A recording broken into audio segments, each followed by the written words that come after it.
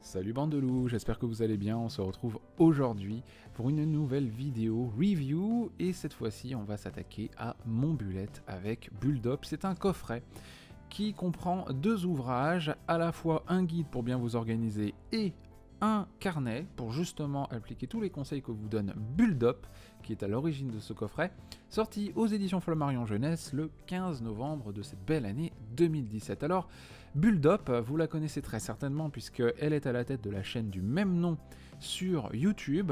C'est une booktubeuse, c'est également une passionnée du bullet journal, c'est la raison pour laquelle elle vous propose ce carnet.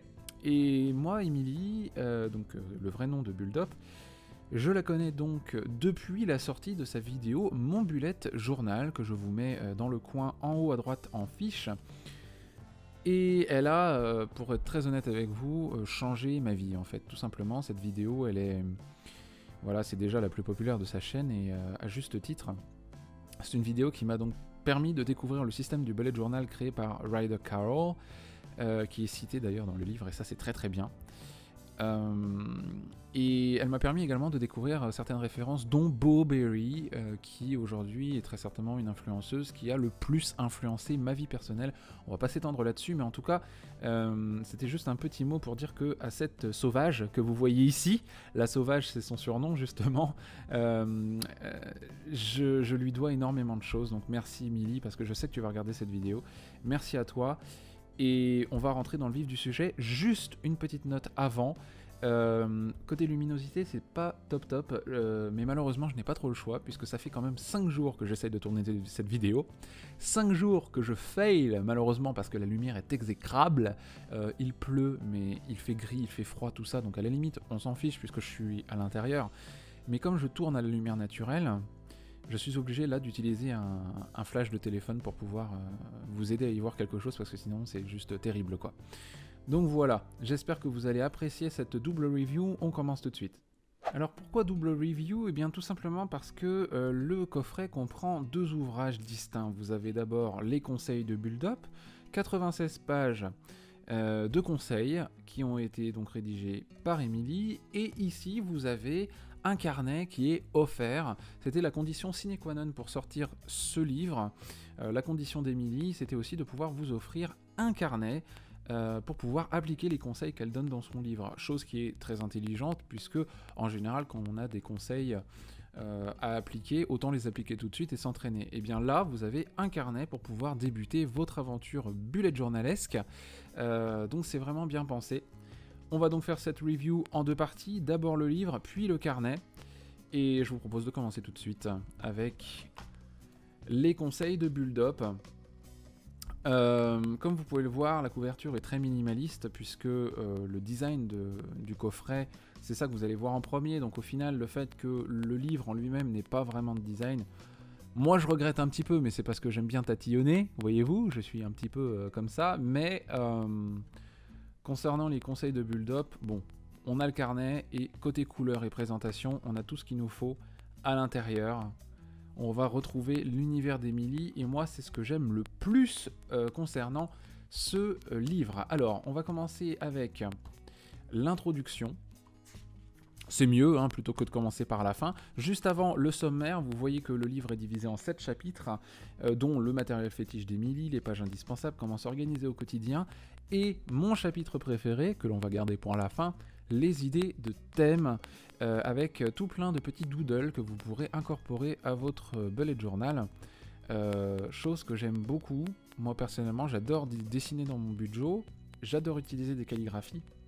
Mais sachez, et ça c'est quelque chose sur lequel insiste Émilie, c'est que votre bullet journal, en fait, vous l'organisez comme vous le sentez.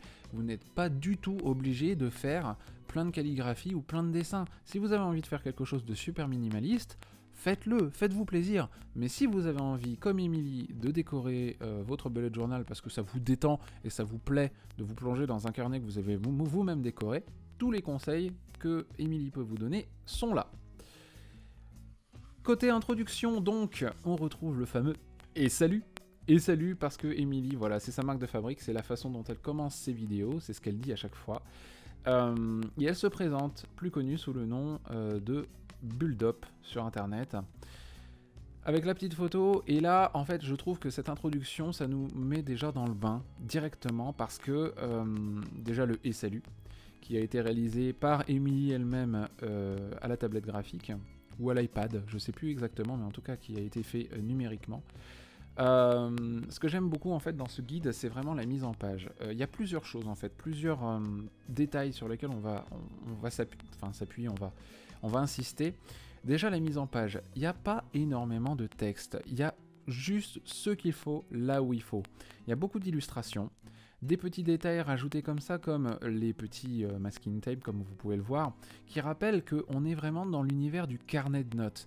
On est dans l'univers de la déco, un peu façon scrapbooking, sauf que là, on va tout faire avec un stylo. Et du coup, je trouve ça très sympathique. Ça rajoute beaucoup de cachet à l'ensemble. Non seulement le fait d'insister sur ce thème du carnet, mais en plus d'avoir rajouté quelques éléments personnels. Et on rentre vraiment dans l'univers créatif d'Émilie. Et ça, c'est quelque chose que j'aime beaucoup dans ce guide. Côté mise en page, donc, comme je le disais, vous allez avoir un petit chapeau en gris. Vous allez avoir du texte qui va à l'essentiel. Et des illustrations la plupart du temps. En même temps, c'est un petit peu normal, sachant qu'on vous montre quelque chose et que l'on vous donne des conseils pour faire quelque chose de beau visuellement et de bien vous organiser, c'est un petit peu normal qu'il y ait beaucoup d'images, voyez-vous. On continue, vous voyez toujours le petit chapeau en gras, le texte, les petites décorations, Émilie qui vous présente son bullet journal. Et on attaque avec les premiers chapitres, le matériel fétiche. Et là, on passe donc à la mise en page générale des thèmes abordés dans le carnet, à savoir l'encadré avec le titre, toujours le petit chapeau, le texte, les doodles, et ici, quelque chose que j'aime beaucoup dans le carnet, enfin, je dis carnet, mais en fait, vous avez compris que c'est bien du livre dont je parle, des petits post-it en fait, genre c'est un petit design de post-it, à l'intérieur desquels Émilie a écrit, toujours à la tablette graphique, à la main. Du coup, moi je trouve que ça rajoute encore plus d'authenticité à l'ensemble et que c'est vraiment Émilie qui a fait son truc, qui vous propose son univers, qui vous propose ses conseils. Parce que on peut en trouver pas mal déjà, des guides. Mais il faut vraiment avoir, moi je pense, hein, je parle vraiment pour moi, retrouver la patte. C'est essentiel de retrouver la patte de l'auteur dans un guide comme ça. Si c'est pour faire quelque chose de totalement générique, ouais c'est bon, c'est bien, enfin ça n'a aucun intérêt. Là, on retrouve vraiment l'univers d'Émilie, le fait de retrouver son écriture manuscrite ici, moi j'aime bien, franchement. On va continuer. La plupart du temps, on va passer même au chapitre d'après, vous allez avoir une mise en page qui va revenir assez souvent, l'encadré, le chapeau en gras, le texte, les petits doodles réalisés par Émilie, et ici, vous allez avoir une photo pleine page. Donc, ça marche pour la plupart des thèmes. Le calendrier annuel, vous allez avoir une photo, une belle illustration, des conseils, toujours sur ces petits post-it. On vous donne également les façons de faire. Par exemple, ici, vous avez envie de faire un calendex, imaginons. Eh bien, vous allez avoir en nombre de petits carreaux. Si vous faites votre bullet journal, par exemple, dans un carnet quadrillé, vous pouvez très bien vous inspirer de ça. En général, un carreau, que ce soit sur une feuille à pointillés ou que ce soit sur une feuille quadrillée, peu importe, vous allez vous retrouver avec une largeur de 0,5 cm et une longueur et largeur de 0,5 cm. Donc du coup c'est pas mal parce que du coup on vous dit le nombre de carreaux en hauteur, en largeur, en épaisseur, et du coup vous pouvez reproduire justement votre calendrier de la meilleure façon. Donc les conseils sont pertinents. Les illustrations pareil, j'imagine ça a dû prendre quand même beaucoup de temps, donc de pouvoir réaliser les choses étape par étape, on vous prend par la main. Et après, les conseils, vous en faites ce que vous voulez. Et moi, c'est quelque chose que j'aime beaucoup. Comme vous pouvez le voir, il y a beaucoup d'illustrations. On va pas s'arrêter sur tous les sujets, puisque le but du jeu, bien sûr, c'est de vous donner envie d'acheter le livre et de découvrir les conseils par vous-même. Moi, je suis là en train de vous dire que c'est pertinent, à vous d'en juger justement. Donc, j'espère vous donner envie justement de vous procurer ce livre. La calligraphie cartoon, parce que c'est pas évident, ne serait-ce que de faire des S, par exemple. Voilà, vous avez un petit exemple de calligraphie cartoon. La calligraphie classique, qu'on appelle donc aussi la fausse calligraphie, c'est une manière de pouvoir simuler les pleins et les déliés, mais juste avec un stylo. Donc du coup, vous pouvez faire ça pour toutes les lettres de l'alphabet, même pour les chiffres d'ailleurs. Et donc, mon chapitre préféré, c'est le chapitre des idées de thèmes, que j'aime d'amour, parce que voilà, moi qui aime beaucoup faire des doodles dans mon Bujo, eh bien, on a pour chaque dessin, la plupart du temps, attention, pas pour tous, vous avez les dessins étape par étape. Et moi, ça me rappelle un livre de Peggy Dean qui s'appelle, que je retrouve le nom tout de suite, le Botanical Line Drawing. Et il y en a deux en fait. Il y a un livre classique et le livre sur les succulents. Donc vous allez pouvoir retrouver des dessins. Si vous voulez faire ça, eh bien allez-y, dessinez d'abord un rectangle, puis ensuite les traits sur les côtés et reliez l'ensemble. Comment dessiner un panneau, dessiner une guirlande avec des fanions, etc., etc. Et là aussi, beaucoup d'idées de petits thèmes, de petits blocs-notes. Et ce que j'aime bien, c'est que derrière, en fait, enfin, du moins sur la feuille, il y a un imprimé à pointillés. Pour vous montrer, regardez, vous êtes dans un Bujo, vous pouvez reproduire ça si vous en avez envie. On continue avec les plantes. Donc voilà, toujours 1, 2, 3, 1, 2, 3. Et là, vous avez d'autres exemples qui vous sont proposés. Des idées de thèmes ethniques. Ça, j'ai beaucoup fait dans mes débuts du bullet journal quand j'ai découvert les vidéos d'Emily et les vidéos de Bo Berry. J'ai beaucoup aimé, donc je séparais mes dailies avec ça. Donc là, vous avez d'autres idées qui sont vraiment tout aussi sympathiques. Ça, j'aime beaucoup. Surtout ceux qui font des vidéos sur YouTube comprendront pourquoi. Les petites flèches. Apprendre à dessiner des ballons, dessiner des bulles. Évidemment, build up, c'était un petit peu obligé. Donc voilà, vous avez plusieurs idées à retrouver dans les conseils de Build Up. Donc comme je vous l'ai dit, ça fait 96 pages de conseils que vous pouvez appliquer ou non pour vous inspirer justement et réaliser votre bullet journal à votre manière. Petite chose par contre, je m'apprête à ranger le livre dans son écrin. Et là, vous allez constater par vous-même le petit problème que j'ai avec ce coffret. Ben, c'est que ça ne veut pas rentrer. Ça ne rentre pas. Il y a un petit souci. Donc voilà, moi c'est le petit bémol, vous voyez. Je ne simule pas. C'est le petit bémol. La façon dont c'est agencé, malheureusement, fait que on a du mal à le faire re-rentrer. Donc en général, on le saisit et là, ça re-rentre. Mais le problème, c'est que ça abîme en fait la couverture. Et comme moi, j'aime bien prendre soin justement de mes ouvrages, le fait d'avoir le carnet un petit peu abîmé sur le côté, c'est dommage. Maintenant, concernant la partie carnet. Alors, ça va être plus court, parce que pour le coup, c'est un carnet à pointillés. Il y a 122 pages sur lesquelles vous pouvez griffonner absolument tout ce que vous voulez. Vous pouvez vous en servir pour faire un bullet journal. Vous pouvez vous en servir également pour faire un petit peu ce que vous voulez. Moi, personnellement, je m'en sers comme carnet de développement personnel, en fait. Je suis en train de lire actuellement un livre qui s'appelle Prêt pour l'action, qui a été écrit par David Allen. Et au début, en fait, je notais dans mon bullet journal un petit résumé de chaque idée traitée dans le livre, mais c'est difficile parce que, bon, moi, à la fin de l'année, je change de bullet journal et je n'aurai plus accès à ces conseils. Donc j'ai préféré reprendre ça. J'ai commencé à écrire une première page au stylo à plume. Donc là, déjà, j'ai fait un pen test, en fait, mais ça, c'était plus pour moi, personnellement.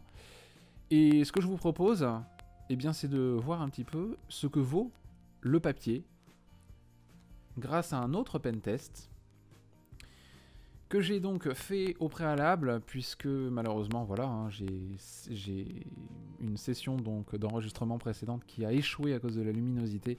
Du coup, eh bien, j'avais déjà réalisé tout ça, donc je ne vais pas le refaire. mais je vais vous présenter un petit peu les différents stylos que j'ai utilisés pour tester le papier.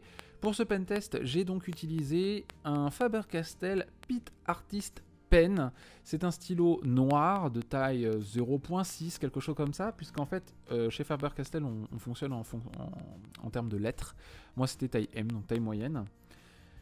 J'ai utilisé également de l'encre bleue Waterman pour stylo plume. J'ai utilisé un Tombow Dual Brush Pen couleur lavande.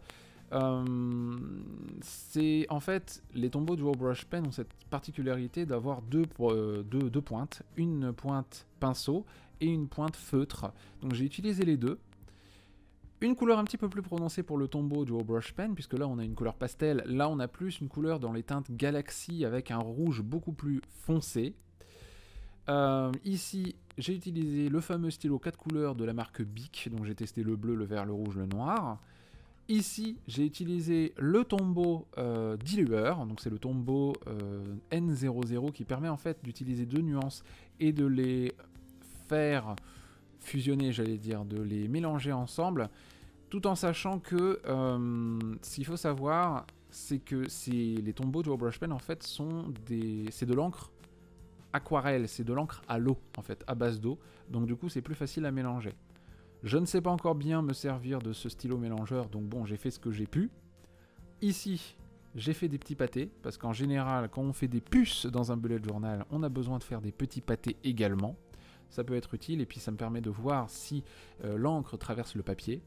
Et ici, j'ai également fait des petits pâtés, j'ai rempli plusieurs espaces à l'aide de couleurs différentes de chez Tombow.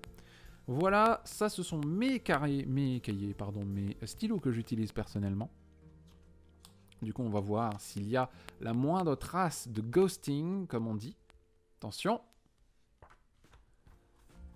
Et il n'y a pas un seul pet de ghosting, les amis. L'encre ne traverse pas. Et ça, c'est absolument génial, puisque vous allez pouvoir vous en donner à cœur joie sur vos pages, à faire des doodles, à les colorier avec des tombeaux.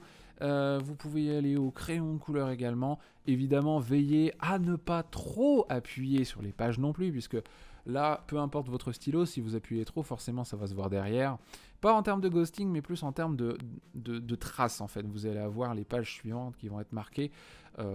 Prenez pour exemple un peu mon bullet journal de chez Leuchtturm. Pour le coup, ça marque, hein. Et concernant justement le papier, ce qui est vachement agréable, c'est que le papier est très blanc comparé à un carnet de chez Leuchtturm. Je vais vous présenter par exemple dans mon bullet à moi. Voilà. Le papier est un petit peu plus jaune, vous voyez, un petit peu plus cru, couleur écrue en fait. Et ici, le blanc, il est vraiment bien. Franchement, c'est quelque chose de très appréciable d'avoir des feuilles très blanches. Je ne connais pas le grammage de ce papier, mais en tout cas, il est un petit peu plus important que celui de chez Leuchtturm. Et pour finir, je tenais également à vous dire, alors je ne vais pas vous montrer la première page parce que j'y ai indiqué mes coordonnées. Mais là, vous avez également un index, vous voyez. Donc un index, vous écrivez votre numéro de page. Moi, j'ai commencé à écrire mes notes page 1. J'écris page 1, index, prêt pour l'action de chez David Allen. Et vous faites la même chose, vous avez 3 pages d'index pour vous aider à vous organiser, à vous y retrouver dans votre carnet. Tout simplement. Donc voilà, à part le petit bémol concernant la façon dont on doit ranger les carnets qui abîment un petit peu justement ces derniers, et bien très honnêtement, moi j'ai une opinion très positive de ce bullet avec Build Up que je vous recommande très chaudement si vous voulez avoir des conseils et pouvoir vous y référer sans avoir besoin de regarder tout le temps une vidéo. Là vous avez vraiment l'essentiel des conseils de Build Up dans ce carnet. Alors moi je dis carnet parce que je vois carnet offert, mais vous avez compris, dans le livre, dans le carnet. En plus vous allez pouvoir vous entraîner grâce au carnet offert justement. 122 pages plus 3 pages d'index. Voilà, vous en avez vraiment pour votre argent. Et on ne dit pas ça de tous les ouvrages malheureusement, mais en tout cas pour ce coup-là, c'est vraiment un coup de cœur. Merci Émilie d'avoir sorti ce carnet qui, je l'espère, inspirera encore plus de gens. Je tiens justement à remercier Émilie de tout ce qu'elle fait sur YouTube parce que c'est vraiment inspirant, c'est vraiment bien. On a besoin de gens solaires comme ça sur YouTube. Et je le dis avec d'autant plus de facilité que moi ça m'a beaucoup aidé dans des périodes un petit peu difficiles. Donc voilà, allez la découvrir si vous ne la connaissez pas encore. Mes loups, j'espère que cette review vous a plu. Je vous embrasse très fort sur votre ruf humide. À très bientôt pour de nouvelles vidéos. Émilie, je t'embrasse. Je sais que tu regardes cette vidéo et je vous dis à très bientôt les amis. Salut.